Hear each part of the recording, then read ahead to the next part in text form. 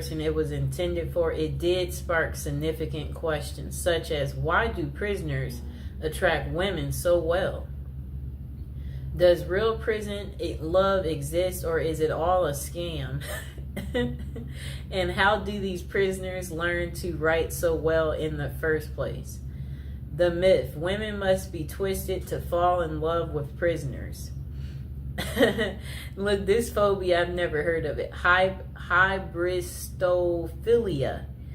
When it comes to having a strong attraction to social deviants, criminals, and prisoners, hybristophilia comes to mind. This is a paraphilia where people are aroused by people who have committed outrageous acts such as cheating and crimes, including the R word and people who are murderers.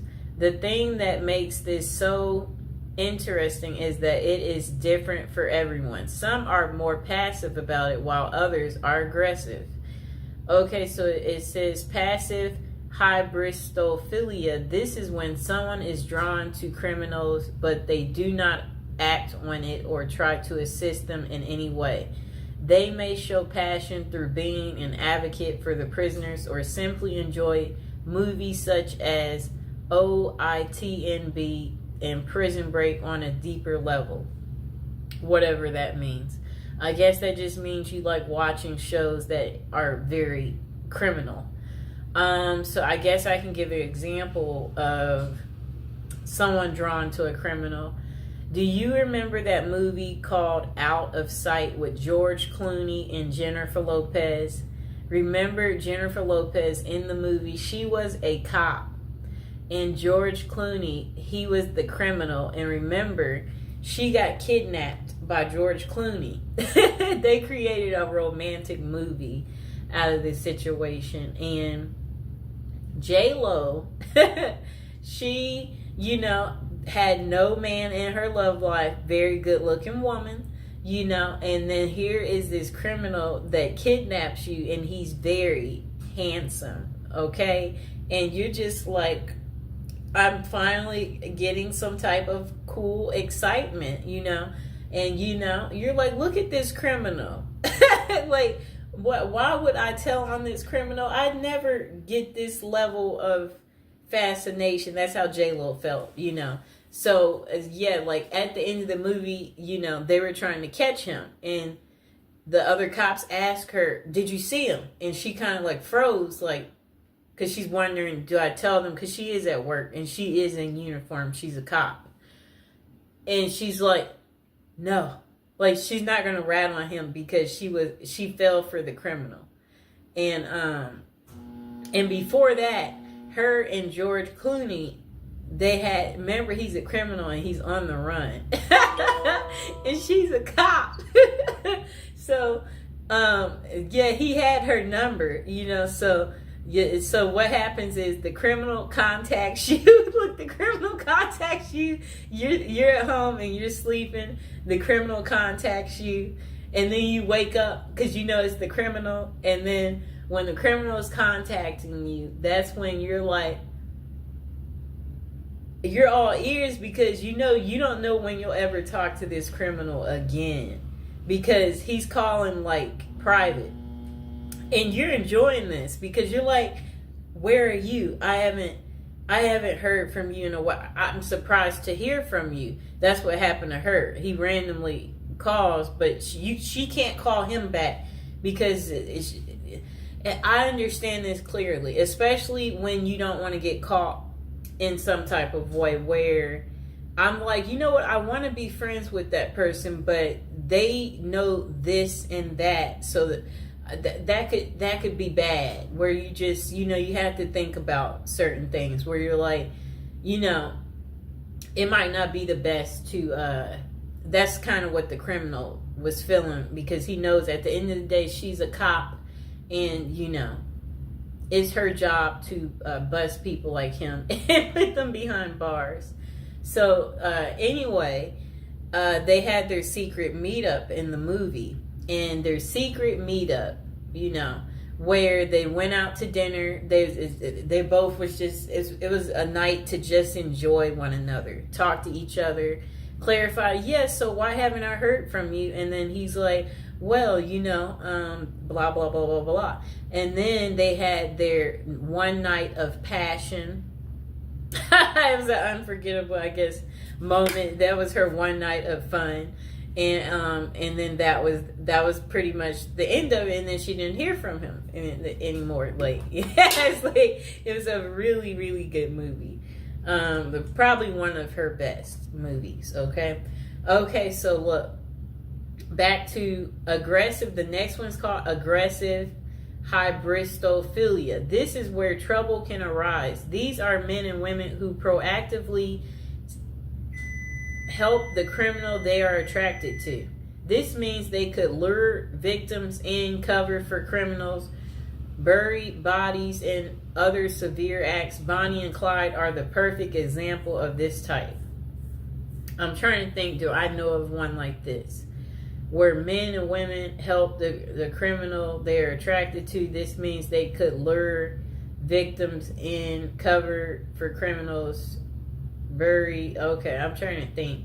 That one I can't think of. It's not a fast one that just comes to me. Okay, so why do so many prisoners / criminals in relationships? The answer is quite simple. It is a mixture of hybristophilia, the desire for excitement from their mundane lives, the long distance passion, and the fantasy of it all makes people drawn to that lifestyle. In fact, there are over 40 different websites that cater to prisoner dating, such as meetaninmate.com.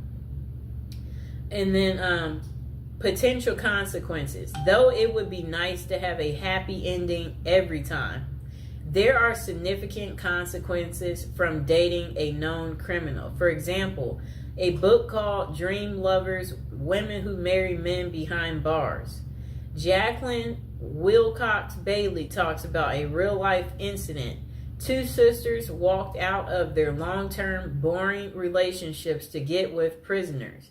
When those men were released, one of the sisters was murdered, and the other was beaten and tortured, which sent her supposedly posed lover back to jail. I think they mean prison. With this as a possibility, always be aware of the dangers you could be subjecting yourself. If you decide to follow that journey, with that being a solid case, does that mean that all prison love is fake and they are nothing but predators? Then they said myth. There is no such thing as true love in prisoners.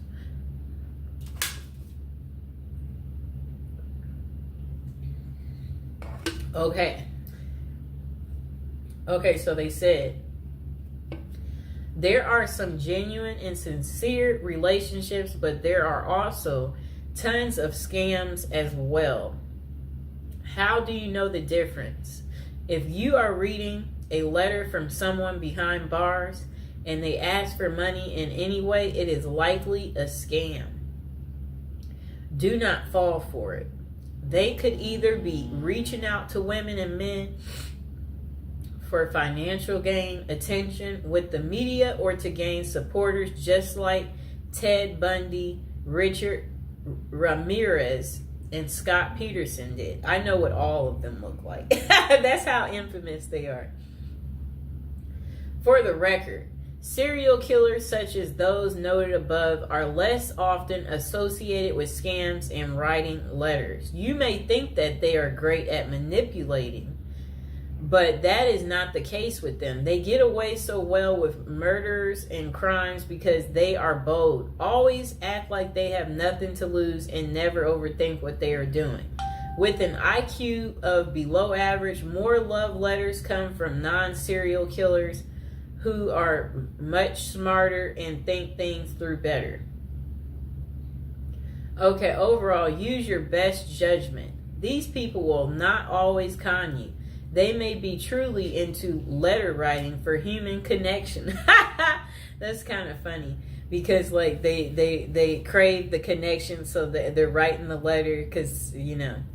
There are many people in jail who do not have family or friends to reach out to. So they turn to pen paling to feel involved, valued, heard, and feel like they matter. Though it may not always be about love, it can still be about companionship and support and worth volunteering to help people such as them feel cared about. Bonus, how to craft a prison letter. One thing I noted the most about the letter I have how well written it is. There are no errors. The penmanship was nearly perfected and the message was very well contrasted. So how did someone in prison learn to write so well? One word: practice. Those who write love letters would use trial and error in their writing. For example, they would keep tabs on the responses they would get from their loved ones. When they said certain things, they would then work on perfecting in those areas to get even more positive responses. In addition, they could have utilized other inmates for assistance as well. More perspective is a catalyst for fostering new ideals and learning how to write a moving love letter or scamming someone successfully. If you want to learn to write a great letter, start with practicing. Use your feedback as a guide and never be afraid to ask for help so you can become a pro. And the final thought, falling in love with criminals and prisoners is hyperbristophilia. Though having this characteristic is a passive sense is fine. Seek help if you feel like you will act on those passions. There are limited professionals that can assist, but it is worth finding a reputable person before you do anything drastic that could land you in jail yourself. Oh no. Remember, human connection and writing to prisoners is a great way to improve their quality of life. If you are talking to someone who has no one else on their side, keep being a hero to them. But always know the signs and be mindful if they are trying to scam you or not. The last thing you want to do is fall in love with someone behind bars only to find out they were using you for personal gain. At the last word from us, we don't know everything, but we do have an opinion on everything. Oh boy. That was quite interesting, right? Oh boy. That's what I have to say about that. I hope that, now you know why women love men in prison. I hope this has gotten through to you guys, so you get that deep understanding here and you understand that, women can fall in love pretty much with anything, okay?